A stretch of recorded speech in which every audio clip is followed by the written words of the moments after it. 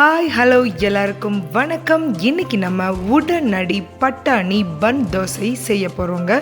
இப்போ பச்சை பட்டாணி நிறைய கிடைக்கக்கூடிய டைம்களில் நீங்கள் அதை வாங்கி வச்சு இந்த மாதிரி உடனடியாக ஒரு 10 to 15 மினிட்ஸில் 15 நிமிஷத்தில் சூப்பரான ஒரு பன் தோசையை ரெடி பண்ணி குழந்தைங்கள அசத்தலாம். எப்படி செய்கிறதுன்னு பார்ப்போம் வாங்க. முதல்ல 1/4 கப் அளவுக்கு ரவையை மிக்ஸி ஜாரில் சேர்த்துக்கங்க. 1/4 கப் ரவைக்கு 1/4 கப் அளவுக்கு பச்சை பட்டாணி. நீங்கள் காஞ்ச பட்டாணியாக இருந்தால் 8 மணி நேரம் ஊற வச்சு அதை சேர்த்துக்கங்க. இப்போ ஒரு ஃப்ளேவருக்காக கொஞ்சமாக இஞ்சி, ஒரு பச்சை மிளகாய், காரத்துக்கு தகுந்த மாதிரி நீங்கள் சேர்த்திக்கலாம். இப்போ கைப்பிடி அளவு கொத்தமல்லி இலைகள், இது எல்லாத்தையும் சேர்த்து கொஞ்சமாக தண்ணி சேர்த்து கொஞ்சமாக மட்டும் தண்ணி சேர்த்துக்கோங்க. தண்ணி சேர்த்து நல்லா மைய கெட்டியாக ஒரு மாவாக அரைச்சிக்கோங்க. திரியாக இல்லாமல் ரவை நல்லா அரைப்பட்டு வரணுங்க. இந்த மாதிரி அரைச்சி எடுத்ததுக்கப்புறமா இதை நம்ம வேறு ஒரு பாத்திரத்துக்கு மாற்ற போகிறோம். மாற்றும்போது நீங்கள் நல்லா மிக்சியை கழுவி அந்த தண்ணியையும் சேர்த்து ஊற்றிக்கலாங்க. அதுக்காக தான் நம்ம அரைக்கும்போது மாவை நம்ம இந்த மாதிரி கெட்டியாக அளவான தண்ணியை சேர்த்து அரைச்சிக்கிறோம். இப்போ அந்த மாவை நம்ம நல்லா கெட்டியாக அரைச்சிருக்கோம் இல்லைங்களா, அதை வேற ஒரு பவுலுக்கு மாற்றிட்டு மிக்ஸி ஜாரையும் கழுவி அந்த தண்ணியும் சேர்த்திட்டோம். இப்போ கரெக்டான கன்சிஸ்டன்சியில் கரெக்டான பதத்தில் நம்ம மாவை கரைச்சிருக்கோம். இந்த மாவுக்கு நம்ம கொஞ்சமாக ஒரு 1/4 சிட்டிகை அளவுக்கு மட்டும் சோடா உப்பு சேர்த்த போகிறோங்க. இப்படி மூடி வச்சுருங்க முதல்ல ஒரு 1/4 மணி நேரம் போல். அதுக்குள்ளே நம்ம மசாலாவை ரெடி பண்ணிடுவோம். ஒரு கடாயில் 1 குழிக்கரண்டி அளவு எண்ணெய் விட்டுக்கோங்க. ஒரு பெரிய வெங்காயம் நறுக்கி சேர்த்துக்கோங்க. பச்சை மிளகாய் 1, ஒரு சின்ன துண்டு இஞ்சி, அப்புறம் நம்ம விருப்பத்துக்கேற்ப காய்கறிகள். இப்போ நான் முட்டைக்கோஸ், அப்புறமா துருவின கேரட், பொடியாக நறுக்கின குடைமிளகாய், இது எல்லாத்தையும் சேர்த்திருக்கேன். இது எல்லாத்தையும் வடைச்சட்டியில் சேர்த்ததுக்கப்புறம் கொஞ்சமாக இதுக்கு தேவையான அளவு உப்பு, உங்களுக்கு காரம் பிடிக்கும் அப்படின்னா இன்னும் கொஞ்சம் மிளகாத்தூள் சேர்த்துக்கலாங்க. நான் மிளகாத்தூள் போடலை, பச்சை மிளகாய் காரமே போதும்.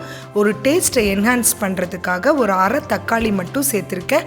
கொஞ்சம் உப்பு சேர்த்து நல்லா அந்த எண்ணெயிலேயே இந்த காய்கறிகள், வெங்காயம், தக்காளி எல்லாமே வணங்கிக்கணும். நல்லா வணங்கினதுக்கப்புறமா கொஞ்சமாக கொத்தமல்லி இலைகள், இது ஒரு நல்ல வாசத்தை கொடுக்குங்க. இந்த காய்கறி எல்லாம் அந்த பன் தோசையோட சேர்த்தி சாப்பிட்றப்ப செம்ம கிறிஸ்பியாக நல்ல டேஸ்டியாக இருக்குங்க அந்த தோசை. பாருங்கள், காய்கறி ரெடி ஆயிடுச்சு. இப்போ மாவு ஒரு 15 மினிட்ஸ் ஊறிடுச்சு. இந்த மாதிரி ஒரு குட்டி வடைச்சட்டி வச்சு அந்த வடைச்சட்டியில் ஒரு குழிக்கரண்டி எண்ணெய் விட்டு அதில் ஒரு கரண்டி மாவை ஊற்றி நம்ம வணக்கி வச்சுருக்கிற அந்த காய்கறி கலவையை நடுவில் போட்டு அதுக்கும் மேலே மறுபடியும் ஒரு கரண்டி மாவை ஊற்றிக்கங்க. மறந்துடாமல் இந்த பன் தோசைக்கு ஒரு சிட்டிகை அளவுக்கு மட்டும் சோடா உப்பை சேர்த்துக்கங்க. பாருங்கள், நல்ல கலர்ஃபுல்லாக இருக்குங்க இந்த தோசை. இதில் பட்டாணி சேர்த்ததுனாலையும் அந்த கொத்தமல்லி சேர்த்ததுனாலையும் நல்ல க்ரீன் கலரில் இருக்கும். காய்கறிகள் எல்லாமே சேர்த்தி போட்டதுனால நல்ல கலர்ஃபுல்லாக இருக்கும். மூடி வச்சுருங்க. இந்த மாதிரி ஒரு சைடு வெந்ததுக்கப்புறம் அது மேலே வேணால் மறுபடியும் நீங்கள் காய்கறிகளை போட்டுக்கலாம். எனக்கு தேவையில்லைங்கிறதுனால நான் அப்படியே அது மேலே கொஞ்சம் எண்ணெயை ப்ரஷ் பண்ணி விட்டுட்டு அடியில் பொன் நிறமானதும் இதை அப்படியே எடுத்து திருப்பி போட்டுக்கிறேன், ஃப்ளிப் பண்ணிக்கிறேன். பாருங்கள் எப்படி அழகாக மொறுன்னு வந்திருக்குன்னு. அவ்வளோதாங்க. 2 சைடும் பொன் நிறமானதுக்கப்புறம் இந்த தோசையை சர்வ் பண்ணுறதுக்கு பிளேட்டில் எடுத்து போட்டுடலாம். இதை மறுபடியும் ஒரு தடவை ரீகேப் பார்ப்போம் வாங்க. மாவை ஊற்றுறோம், அது மேலே காய்கறிகளை வைக்கிறோம், மறுபடியும் ஒரு கரண்டி மாவை ஊற்றுறோம், மூடி வச்சிடுறோம்.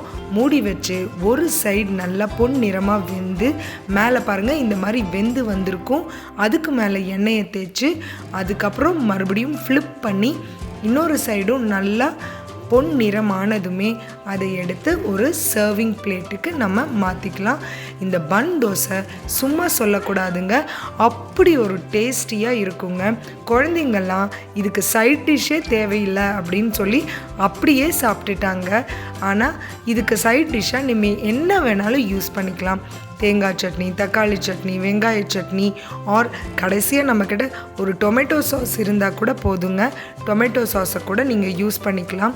இது பார்க்குறதுக்கும் நல்ல கலர்ஃபுல்லாக ஒரு பன் மாதிரி குட்டியாக அந்த குட்டி வடைச்சட்டியில் நம்ம ஊற்றுறதுனால அப்படியே பொங்கி அழகாக இந்த மாதிரி பன் மாதிரி இருக்குங்க. குட்டி குட்டியாக ஊற்றுறப்ப குழந்தைங்க விரும்பி டிஃபன் பாக்ஸுக்கு ஸ்கூலுக்கு எடுத்துகிட்டு போவாங்க. நீங்கள் ஸ்கூலுக்குமே இன்ஸ்டண்ட்டாக இதை ஊற்றி செஞ்சு கொடுத்துடலாம். ஒரு 10 to 15 minutes தான் இந்த மாவுக்கு ரெஸ்டிங் டைம். அந்த ரவை அந்த தண்ணியில் ஊறுற வரைக்கும் இருந்தால் போதுங்க. பாருங்கள் இந்த பன் தோசைக்கு உள்ள எப்படி லேயராக ரொம்ப அழகாக இருக்குன்னு. நீங்கள் குழந்தைங்களுக்கு வைக்கும்போது ஸ்கூலுக்கு இந்த மாதிரி 2 ஹாஃபாக கட் பண்ணி வைங்க. அப்போ பார்க்குறதுக்கே ரொம்ப லேயரியாக ரொம்ப அழகாக இருக்கும். இந்த தோசை சாப்பிட்றதுக்கும் அவ்வளோ டேஸ்டியாக இருந்தது. புரதச்சத்தும் அதிகமாக, அதாவது புரோட்டீனும் கிடைக்கும். காய்கறிகள் எல்லாம் நிறைய இருக்கிறதுனால அவங்களுக்கு தேவையான தாது உப்புக்கள், வைட்டமின்கள் எல்லாமே இதில் கிடைக்குங்க. இந்த தோசைக்கு இன்னும் கொஞ்சம் ஃப்ளேவர்ஃபுல்லான ஒரு நல்ல டேஸ்ட் உங்ககிட்ட புளிக்காத தயிர் இருந்தது அப்படின்னா 2 கரண்டி இந்த மாவோட ஆட் பண்ணிக்கலாம். தயிரை நீங்கள் மிக்சியில் அடித்து தான் இதில் சேர்த்தணும். தண்ணியை கொஞ்சம் கம்மியாக சேர்த்துங்க. தயிர் சேர்த்துற மாதிரி இருந்தால் கண்டிப்பாக இந்த தோசையை இந்த மாதிரியும் நீங்கள் ட்ரை பண்ணி பார்க்கலாம். காய்கறிகள் கூட நீங்கள் ஸ்வீட் கார்ன் வேணும்னாலும் சேர்த்து இதில் ட்ரை பண்ணி பார்க்கலாங்க. ஒரு வித்தியாசமான தோசை ரெசிபியை ட்ரை பண்ணி பாருங்கள். இது எப்படி வந்தது அப்படிங்கிறத எங்களோட கமெண்ட் செக்ஷனில் ஷேர் பண்ணிக்கோங்க. எங்களோட வீடியோஸ் எல்லாம் பிடிச்சிருந்தா எங்கள் சேனலுக்கு சப்ஸ்கிரைப் பண்ணுங்கள்.